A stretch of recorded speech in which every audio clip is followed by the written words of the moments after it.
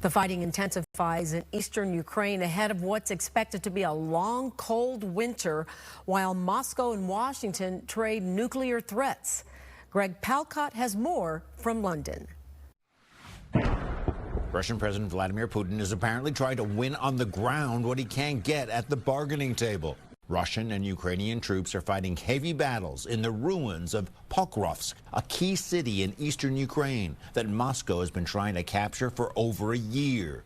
The Russians have been making some inroads. It will be more difficult if there is a greater accumulation of Russian military personnel and if it drags on and turns into street battles in the winter.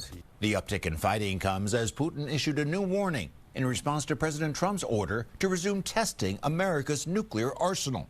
Putin is now asking his Security Council to make plans for possible nuclear tests in Russia. Russia, like all other nuclear powers, is developing its nuclear potential, developing its strategic potential. Moscow claims it will only restart nuclear tests if the U.S. does it first. And Energy Secretary Chris Wright says the new testing ordered by President Trump will not include nuclear explosions. But the tensions are raising fears that a diplomatic solution could be off the table.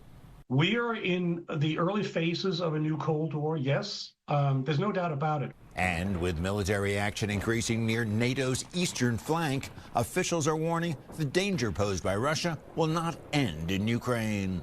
For the foreseeable future, Russia will remain a destabilizing force in Europe and the world.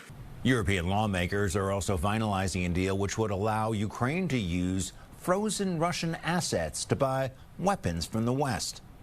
In London, Greg Palcott, Fox 32, Chicago.